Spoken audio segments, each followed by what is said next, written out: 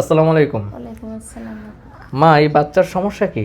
বাচ্চার সমস্যা সবসময় মানে প্রতিটা কাতায় পায়খানা করে। হ্যাঁ, একটু একটু করে বারবার পায়খানা করে এবং প্রতিটা কাঁথায় পায়খানা লেগে থাকে। আমরা মেডিকেলের ভাষায় এটাকে বলছি হচ্ছে গ্যাস্ট্রোকলিক রিফ্লেক্স। এইটা বাচ্চার পেটের খুবই স্বাভাবিক একটা স্নায়বিক প্রতিক্রিয়া।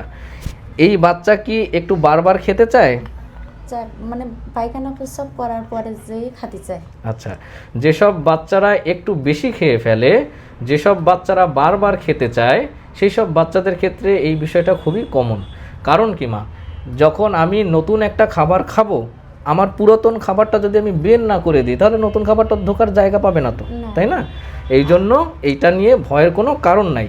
তবে একটা বিষয়ে একটু সতর্ক থাকতে হবে যে বাচ্চার মলদ্বার পরিষ্কার করার জন্য কোনো রকম ভিজা টিস্যু ব্যবহার করা যাবে না।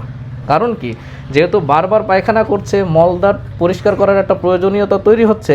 আপনি যদি কিচ্ছু না বাবা, আপনি যদি বাচ্চাকে ভিজা টিস্যু ব্যবহার করেন, তাহলে এই তো শোনো, মানে দেখি আপনি যদি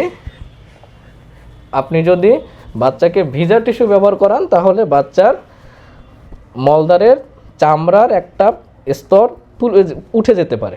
ঠিক আছে?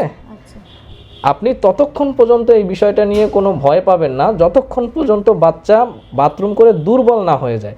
বাচ্চা যদি দুর্বল হয়ে যায়, মলদ্বারের যদি চামড়া ছিলে যায়, তাহলে টেনশন আছে, এছাড়া কোনো টেনশন নাই। এছাড়া ডাক্তারের কাছে আর আসার প্রয়োজনও নাই। এখন কথা হচ্ছে এটার সমাধান কি? এটার জন্য কোনো ওষুধের প্রয়োজন নাই, কোনো ডাক্তারের প্রয়োজন নাই, কিচ্ছু নাই। আপনি অপেক্ষা করেন, বাচ্চার 4 মাস বয়স থেকে 6 মাস বয়সের ভিতরে এটা নিজেই ঠিক হয়ে যাবে। বাচ্চা এই পরিস্থিতির সাথে নিজেকে অ্যাডজাস্ট করে নেবে। ঠিক আছে? তাহলে আর কোনো টেনশন রইলো না? ঠিক আছে, সবাই ভালো থাকবেন। খুবই গুরুত্বপূর্ণ একটা টপিক, সবার সাথে শেয়ার করবেন। ঠিক আছে? আসসালামু আলাইকুম ওয়া রাহমাতুল্লাহ।